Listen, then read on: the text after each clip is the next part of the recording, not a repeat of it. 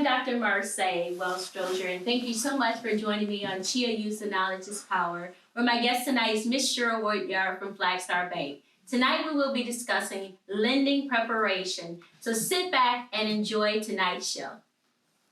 Are you over the age of 25 and you haven't graduated from high school? Are you over the age of 30 and you're having problems with basic reading and math calculations, and you need to return to school but you're afraid of the traditional classroom setting? Are you over the age of 50 and you're having problems finding a job because you don't know how to use a computer? Well, don't worry, CHEA Adult Skills Center is here for you. We work with adults aged 25 years of age and older in basic reading, math, GED prep, and computer training. So please give us a call today because CHEA is here to help you.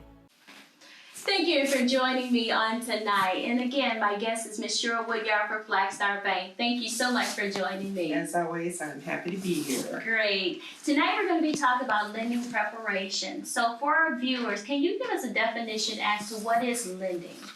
Lending is an opportunity to have funding put in place for you for the purchase of a home, a boat, an automobile. So anytime you're going to an institution, whether it's a savings and loan or a bank or a credit union, you're going to fill out an application. You will receive, if you're creditworthy, you'll receive a loan. That loan is considered a lending product. Okay. So let's say if I come to your bank, Flagstar Bank, and I'm interested in taking out a loan. What is the first thing I need to do in order for me, how can I say it? Is there something I should do on my own before I come to you, or is there something I should do once I get there to your office? No, the first thing, as always, is to check your credit. Okay. The first thing is to check your credit, and the reason why is because you want to make certain that the information on there is accurate. Anything that's not accurate, you're going to need time to dispute. Okay, so let me go back. Sorry to interrupt you. You said check my credit. How do I check my credit? You're going to request your free annual report. Okay. And you can go online at www.annualcreditreport.com. Okay. So the three credit reporting agencies are Equifax, Experian, and TransUnion. Okay. Those are the three major credit reporting agencies who maintain information about all of the lending that you've received in the past. So when I go online to this website and I apply for my free credit report, now am I getting an individual credit report from each reporting agency? You are. Okay. You are. And you want to check each report for accuracy. Okay. Now, most people don't know this, but all three credit reporting agencies are not a mirror of each other.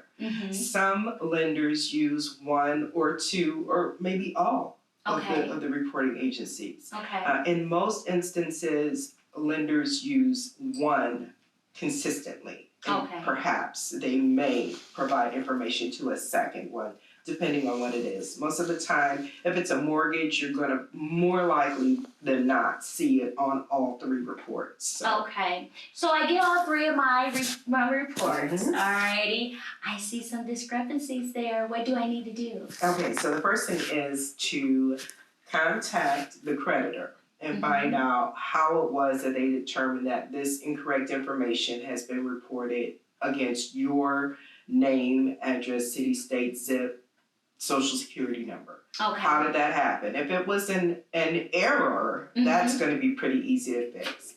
However, if it was a fraudulent situation, you may need to do more homework if that lender is saying, no, we think this was you. Okay. So you're going to need to gather your information and begin that creditor's process for a dispute. You will at the same time contact the reporting agency that provided that information for you, and you're going to start a dispute with them as well. I know that your creditors may or may not have their information listed as to how to get in contact with them. What is another way you can get in touch with a creditor if their address and phone number isn't listed on the credit report? Well, first of all, on your credit report, there is going to be an account number. Okay. So the name of that corporation and the account number, step one. Step two, Google. Put the name of it in.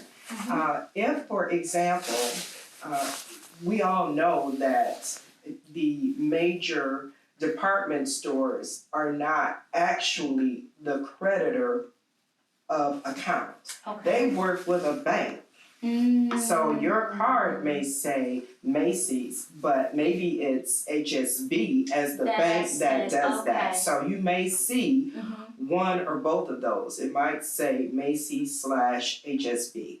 Okay. So you know, being more familiar with who your creditors are is really important. Okay. Alrighty. So I'm going to ask the questions tonight because I'm interested in purchasing a new home. Alrighty. Excellent. So my credit is right. Good. I've got my 3 credit reports. I've cleared up any errors that I have on there. Now, how much money or how do I save money to make sure I have the right amount of money for a home? Very good. So first things first, if you were thinking about getting a home, that's when you start saving. Okay, Hopefully so I'm doing this in before that. reverse order.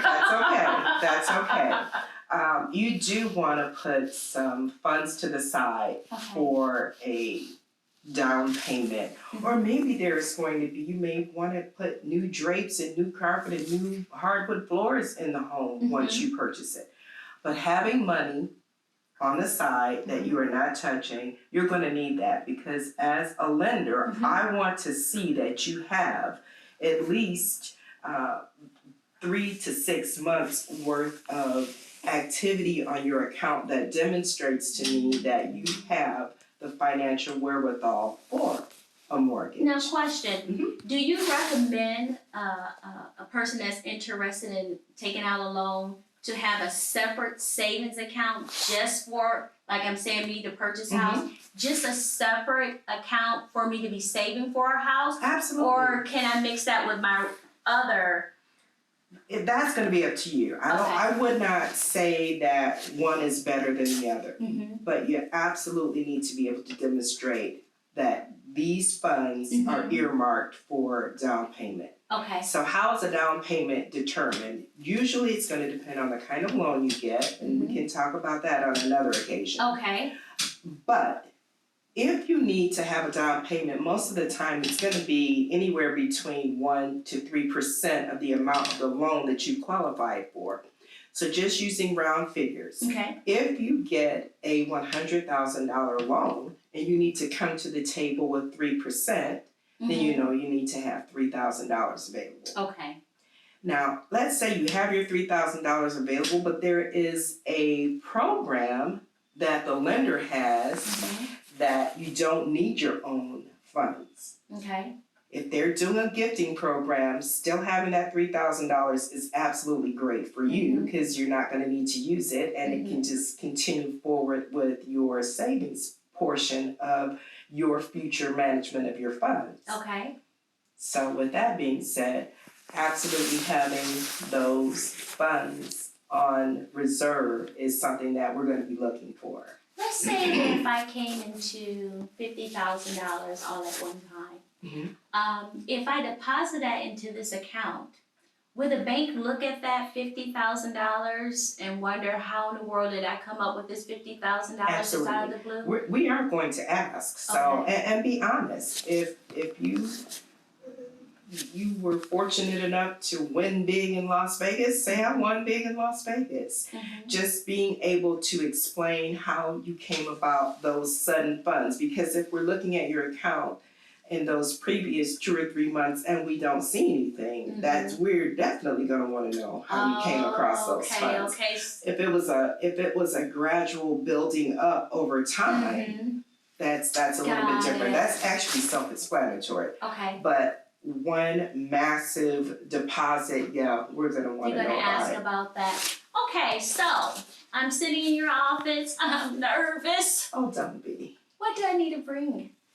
Okay, so this is a good one because a lot of times people think I can just go in and get a loan started and not come in with the documentation that's necessary. Is it better to come in or apply online?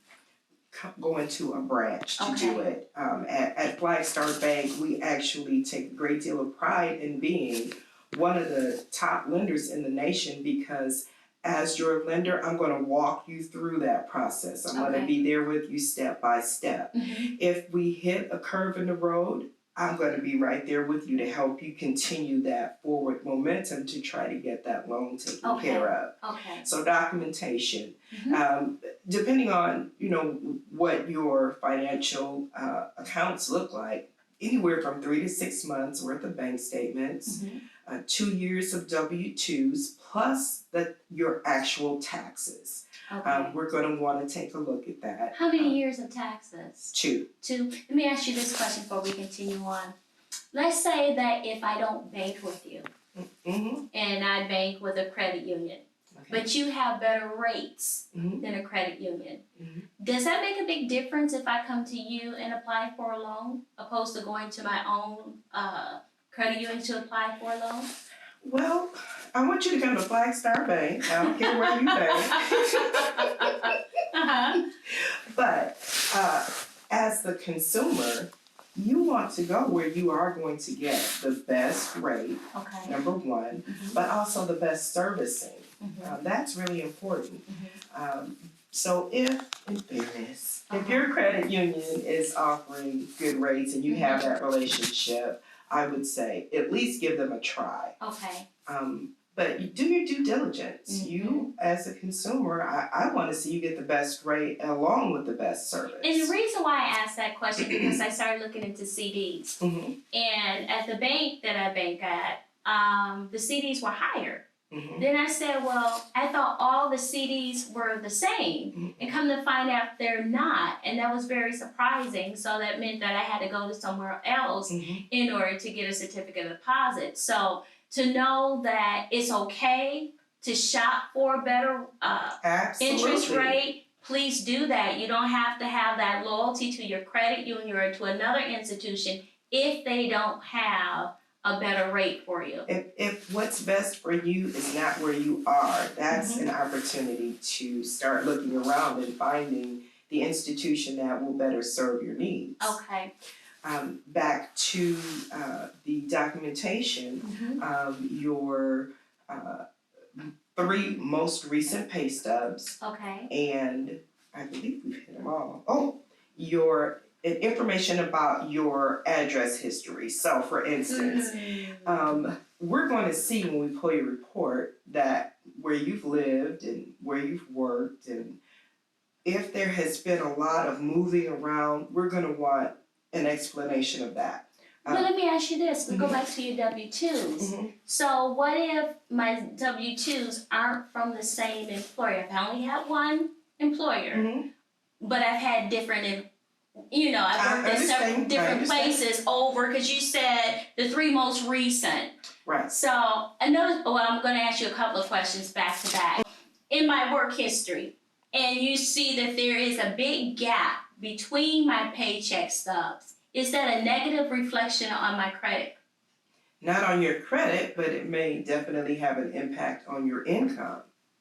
So for that reason alone, giving a good explanation of that is going to be helpful. Okay. Back to your point, if you had this gap because you were finishing up an internship or an externship, or you had military work that you needed to do, those are very explainable. Okay. That's easy to work with. Okay. So just share the information about what's going on with that. It should not be difficult to overcome, unless, of course, you were incarcerated or something to that extent. You have a lot of people who have been out of work for a period of time, and they're just now getting a little bit of work history, consistent work history. Okay. But if there is, so it has to be 3 to 6 months, 3 most recent pay periods. So that's only a month. Month and a half. A month and a half. So that month and a half will allow them to be able to apply for credit? No. That month and a half is going to be the basis for which I'm able to determine what your income is, and I'm going to compare your income against what's on your credit to determine your debt to income ratio. So it's not that you have only had this month and a half. I'm looking for you to have at least 2 or 3 years under your belt for a work history. Now, it does need to be enough of an income so that we can actually get a loan for you. Individuals who have been out of work for a considerable amount of time and now they are back to work, they have an income. I don't necessarily know that this soon into getting back to work would be the best time to think about taking out a mortgage. Okay. Now, that doesn't mean that it's a bad idea if they have their down payment money, if they are in a financial position based on whatever their savings were, maybe this is a good time. Okay. But you gotta have an income. Okay. That's the main thing. And the income history should be for how long? At least 2 to 3 years. 2 to 3 years. Okay. Okay, so what's important here is that for any of your listeners who, let's say they were working in a restaurant, 5 years, everything was good, they got the opportunity to go into a different field, making more money, and they've been there for a year. Okay. We will take a look further back to help create that loan if it makes sense. Okay. So if you went from one job to another and there is a significant decrease in your income, we're going to need to explain that and then take a look at perhaps why going to a job that's paying less made more sense to you, because that lesser paying job means you're going to more than likely than not qualify for a smaller loan. Okay. I'm going to throw this one at you. Okay. I'm single. Let's say that if I'm married. Okay. Is it better for a married couple to apply for a loan or the spouse that makes the most money to apply for the loan by themselves? Well, that's going to depend. Okay. So, addressing your scenario, the spouses both have great credit, the spouses both have good incomes. It's going to depend on how they feel about how they want that loan to read. Okay. In the state of Michigan, if you are a spouse, you still, whether your name is on the loan or not, you still have rights as to how that mortgage is going to be handled. So that is true. I learned that in my divorce. So if the two of you audit together means that you're going to be using both incomes, you'll be qualified for a much larger loan. I love Judge Judy, and one thing Judge Judy always talk about is playing house. Ooh. And she always talks about the dangers of taking out loans or doing things that married couples would do when you're not married. I'm not sure if this is a good question to answer, but is it a good idea to apply for a mortgage if you're not married? This is a matter of opinion. I do not recommend it. Okay. I recommend whoever has the stronger credit and the higher income. Okay.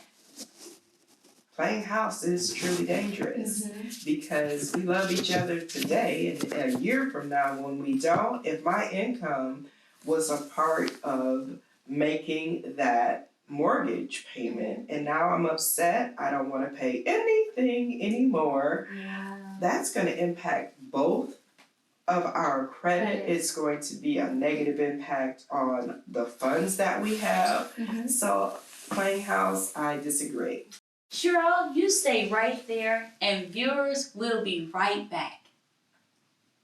Are you over the age of 25 and you haven't graduated from high school? Are you over the age of 30 and you're having problems with basic reading and math calculations, and you need to return to school but you're afraid of the traditional classroom setting? Are you over the age of 50 and you're having problems finding a job because you don't know how to use a computer? Well, don't worry, CHEA Adult Skills Center is here for you. We work with adults aged 25 years of age and older in basic reading, math, GED prep, and computer training. So please give us a call today because CHEA is here to help you. Alrighty, so let's get back because we only have 5 minutes left. So let's get on to your address. Why is that so important when you're applying for a loan? Your address history? Yes. Because Thank you, history. Yes, we do want to understand If you've moved 6 times the past 2 years, we want to understand what that means. Were you moving, and especially if you're moving within the same city? Okay. That's huge. So we do want to understand what that's about. Okay. Because your living circumstance is one that should be steadier as your income is. Okay. And so what's going on? Why are you moving so much? All right. Job history. Yes. Job history, again, we are looking at least 2 years of your job history. If you've moved between professions, we want to explain what's going on with that. But past that, as long as you have the income and a good credit score or a qualifying credit score. Okay. Because I want to be fair about this. When purchasing a home, in many instances, the credit score requirement is lower than it would be if you were going to try to get a credit card. Oh, wow. The reason why is because American dream. So lenders want to help you get that. Okay, and what about retirement? Retirees, if you have, of course, you're going to have your pension or your Social Security. You still qualify to buy a home if you would like. However, if you are looking to get a new loan, you are going to need to bring that pension award letter. The retirement income needs to absolutely be quantified so that we know how much home can you purchase. Okay. Well, Ms. Cheryl Woodyard, I want to thank you so much for joining us again on this week. Thank you. And you'll be back next week? Absolutely. All righty. Viewers, thank you so much for taking the time out to watch CHEA Use of Knowledge is Power. I hope the information that you learned about lending will be able to help you to achieve your financial goals. Have a great week. Are you over the age of 25 and you haven't graduated from high school? Are you over the age of 30 and you're having problems with basic reading and math calculations, and you need to return to school but you're afraid of the traditional classroom setting? Are you over the age of 50 and you're having problems finding a job because you don't know how to use the computer? Well, don't worry, CHEA Adult Skills Center is here for you. We work with adults aged 25 years of age and older in basic reading, math, GED prep, and computer training. So please give us a call today because CHEA is here to help you.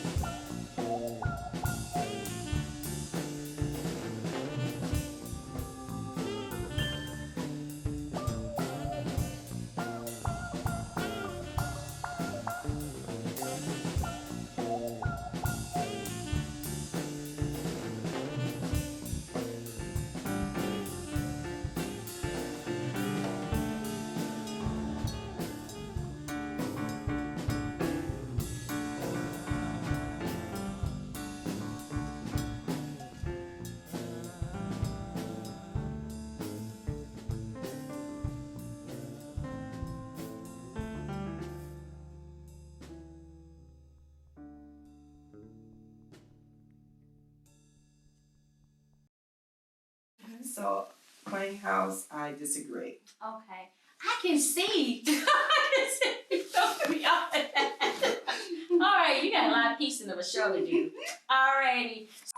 All right, viewers, stay right there. No, I don't want to say that. Cheryl, you stay right here. Will do. Viewers will be right back with you. That wasn't a good one either, was it? Yep. You want me to redo that one? Yep. All Please. Cheryl, you stay right there. Will do. Viewers, we'll be right back. Did I look away too quick? Okay. All right. Starting to do it again? Mm-hmm. Cheryl, you stay right there. And Cheryl, you stay right there. Hold on one quick second. I'm just generally talking. Are we back? Mm-hmm. Oh, you ain't saying nothing. I thought you were. I thought you knew. I thought you were just going right back into it. Oh, I was like, okay, yeah, she went into it. Bet. Sweet. Oh, I'm sorry. Yeah. Because I really got into my Marseille mode. Oh, okay. Oh, I'm sorry.